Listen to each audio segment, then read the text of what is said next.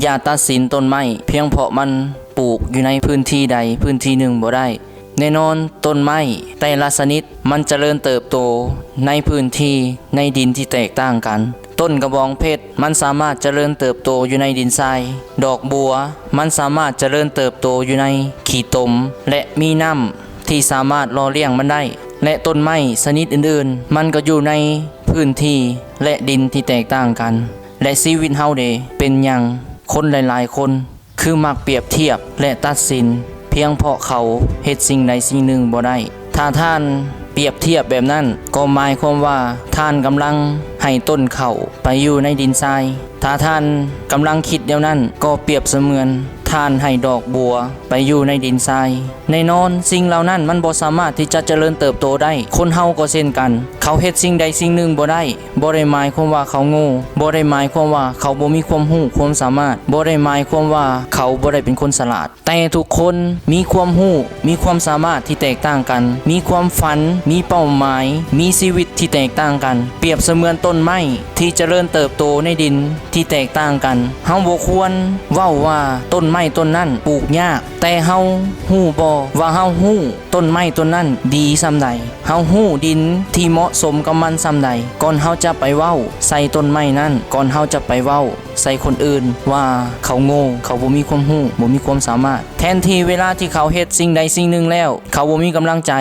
เฮาควรที่จะให้กำลังใจเขาเฮาควรที่จะไปให้พลังเขาแต่กลับไปเว้าว่าเขาโง่เขาบ่มีความรู้บ่มีความสามารถคนที่ประสบผลสำเร็จโทมัสเอดิสันเมื่อเรา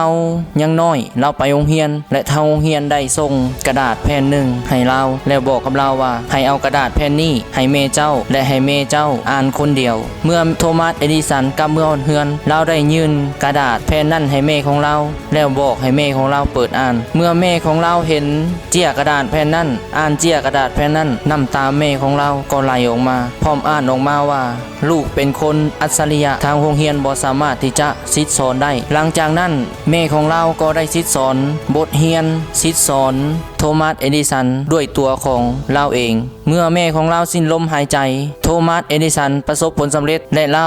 ก็ไปค้นหาเจี้ยค้นหาหนังสือบังเอิญเราพบกับเจี้ยที่เรา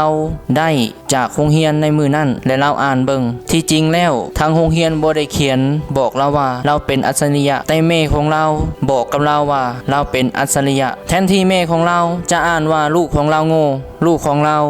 บ่สามารถที่จะซิดสอนได้แต่แม่ของเราใส่คำที่ว่าลูกของเราเป็นอัจฉริยะและสุดท้ายเราก็เป็นอัจฉริยะได้แท้เราสามารถผลิตหลอดไฟที่พวกเราใช้ในปัจจุบันสิ่งนี้คือมันเกิดขึ้นจากแรงบันดาลใจ